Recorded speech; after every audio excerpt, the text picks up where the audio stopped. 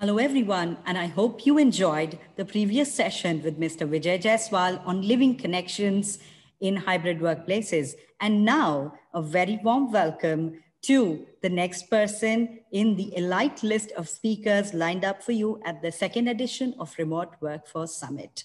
To talk about perimeter-less digital workplaces, I would like to invite Mr. Piyush Chauhan, the Group Chief Information Officer from Lulu.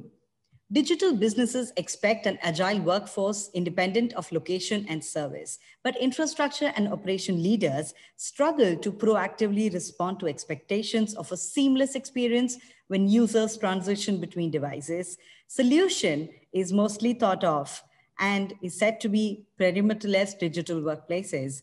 I would like to speak to you about Mr. Piyush Chauhan. Mr. Piyush Chauhan is a digital evangelist with a passion for transforming businesses with the use of technology. He has over 2 decades of experience working with global consumer and retail companies and has an excellent track record of delivering results and creating value across organizations. His vision is creating innovation-focused digital strategies to maximize today's opportunities and to prepare organizations for future disruptions. He is widely recognized a leader in digital transformation, avid writer, and thought leadership is published in multiple magazines and portals. I welcome you, Mr. Piyush. Thank you for having me. It's a pleasure talking to you today. Thank you, Mr. Piyush. Now, without wasting any of the time, I know your time is extremely valuable. I would like to move to the questions. The first and extremely important question, very pertinent to today's times, is what are the steps that, according to you, to implement a perfect perimeter-less digital workplace? Sure, and maybe I will start by putting a little context. I know you have asked a very pointed question, but let me put a context as to the era that we are living in. We are living in an era, and as technology leaders, most of us are working in large digital transformation initiatives in our organization. And our objective is to make sure that organizations that we lead are ready for the digital era. There are obviously multiple pillars of the digital transformation. One obviously is the technology pillar, in which a lot of innovation is happening. The second is innovation pillar, in which you need to innovate a lot of things using various practices. And I think the third pillar, which I think is somehow not given that much of importance, is the workforce pillar. Yeah. And the workforce pillar is the one which will drive the other two pillars. Obviously, your innovation and technology pillars can only flourish and give you the benefits of digital transformation if your third pillar is ready for doing that. And as a part of that, for all the organizations that I've worked in and where we have led digital transformation initiatives, I've made sure that your workforce is ready to work in this new paradigm of digital. And what it means is that the old ways of working need to be kind of not eliminated, but at least they should be transitioning into something which is more agile, because agile is the way of working in the future. Yeah, it is no longer siloed functions. It is no longer siloed divisions. It is no longer siloed office. It is no longer siloed work cubicles and so on and so forth. You need to create this agile environment so that people can collaborate amongst each other and deliver to the digital promise that you are leading your organization towards. And suddenly, while this transition was happening, boom, COVID happened. Yeah? And this is a life-changing experience which everybody had to go through, in which the cloud transformation journeys which were being implemented, the agile workplace initiatives which were implemented, all had to be tested with the extreme case of COVID working environments. And so while people were still grappling with how much of work from home is good, how much of collaboration, suddenly all organizations equally were pushed to the corner to say that everybody needs to work from anywhere. Yeah. And there's a difference between work from home and work from anywhere. And there's a big difference. Some people are now able to very clearly understand what work from anywhere means. And that means your IT infrastructure, which basically supports working of your workforce, is suddenly tested to a environment which is open to anything and everything in the world. Yeah. And so this new paradigm in which every organization is now kind of is forced to work from this anywhere concept. And that is where the concept of this perimeterless digital workplaces comes into play. In the past, you would have said that, okay, now if you have to work from away from office, you need to have this device, you need to have this VPN connection, and you had a lot of controlled environments. Yeah, obviously those environments were becoming a little more democratic as the cloud transformation was going on.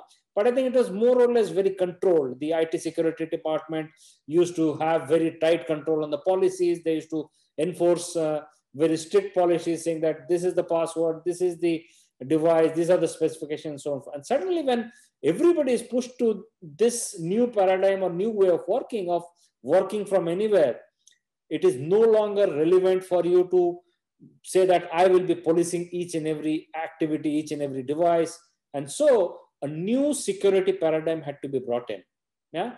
And I would say this is the new push towards this enabling a very, very different perimeterless organization, which has no boundaries.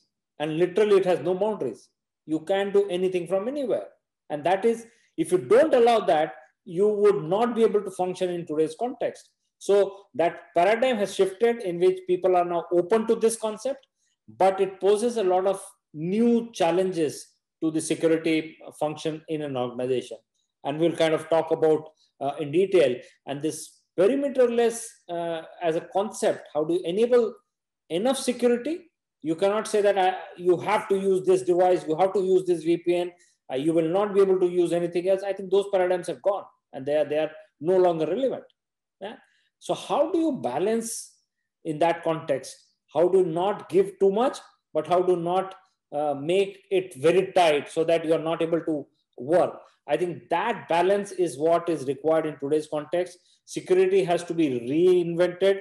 Security on this perimeterless digital workforce has to be kind of re-questioned and rethought through, and new tools and new technologies need to come in to enable this new way of working. Thank you. Thank you, Mr. Piyush. You've raised some extremely interesting and important points. I know you spoke about, you spoke like 1 second about the cloud infrastructure, and you wanted to talk a little about it. So what I wanted to try and understand is, can you point out some ways that we can foster collaboration, CIOs can foster collaboration and accessibility in these digital workplaces in a cloud-enabled workforce? Sure, and that's a very pertinent question. Like I was talking about in the previous context, is there are no longer applications which are captive within your data center or within your physical location. I'm pretty sure when we look at the application landscape, most of the organizations, large organizations in particular, would be having multi-cloud applications running. Yeah, you may be running your office infrastructure in one cloud, you may be running your other applications on other cloud, you may be running some of the applications within your own data center or within your premises as well. And in that hybrid model, how do you make sure that you are able to implement policies, implement processes, and implement tools so that you are kind of looking as if you are able to bring a fabric of security across all these applications? Now, different cloud providers are working on different security paradigms. How to make sure that you align with them and make your processes and tools work and talk to them. So for example, if you have a very, very old proprietary security infrastructure, then for you to collaborate with a modern cloud native application would be very difficult. And that is where you need to relook at what kind of security infrastructure that you're running on. Is the security infrastructure that you're running on is ready for cloud native applications or not? And believe me, there are still very large organizations who have this very strict policy-based password and username and password-based security paradigms are not able to integrate across clouds, across various heterogeneous applications which are running out there, and create a single layer of or a single fabric of security infrastructure which works seamlessly across these tools. And by that, what is happening is that you are having pockets of security. So people have to kind of be given different policies. Okay, if you have to access this application which is hosted here, these are the security parameters. If you have to access the application which is hosted in cloud, these are the parameters. And it is making the workforce very confused as to why do I need to have different paradigms? Why do I need to be measured across different paradigms? So your tool infrastructure, which is the security tool infrastructure, need to be modernized. That is one part of it.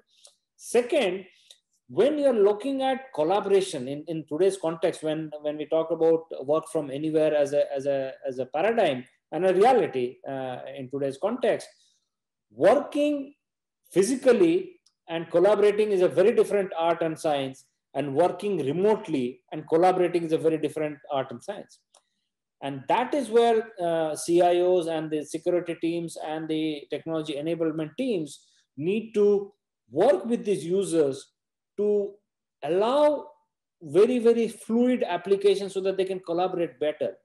How can I make access from one application and traverse into a different application very easy?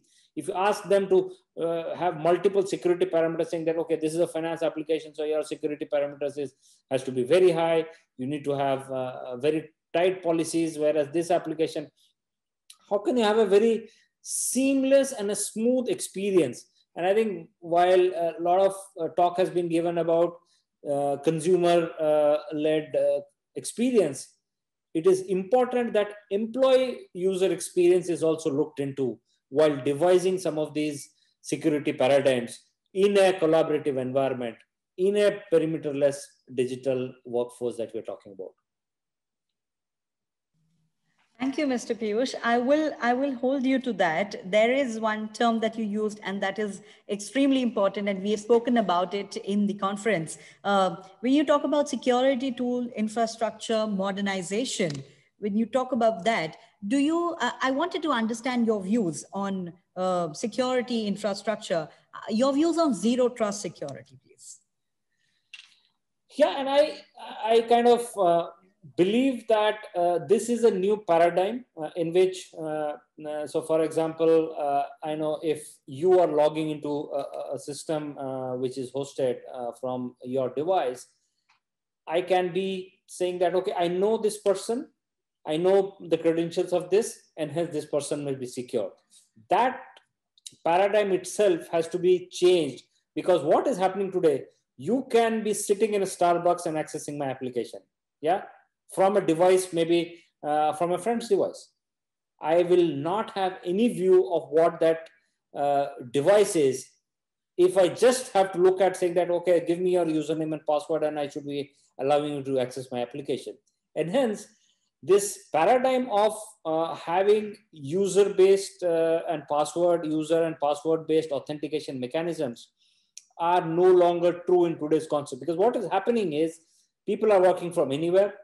People are using BYOD is becoming a very, very big and a prominent feature.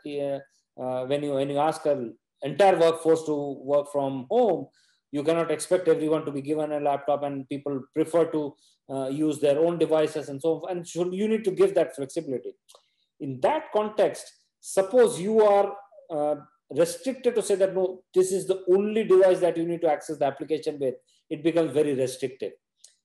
And if I open the floodgates and say that, no, you can access from any device, which means that if you feel, you say that, no, I'm bored with Dubai, I just need to relax, I will take up a nice hotel apartment, a staycation in Ras Al Khaimah and work for 2 months from there. I should be allowed to do that, or you should be allowed to do that, right? And in that context, you move out there, you are in a different network, you are in a different device, but still I want you to enable you to work in that context, which means that is where zero trust comes in which anything or anybody who comes into my network, I don't believe them first. And there are multiple ways by which you create those, not only username and password based authentication mechanisms, but there are multiple aspects around it. What time are you logging in? Are you logging in during work hours? Yeah, you have always logged in at 9 to 9:30, but suddenly I see that there is a login which is coming at 3 a.m. in the morning. Yeah, should I be suspicious about it? Yeah, and these are the kind of paradigms, which is what the zero trust paradigm means, that anybody who tries to access anything within my within the digital assets of my enterprise, I kind of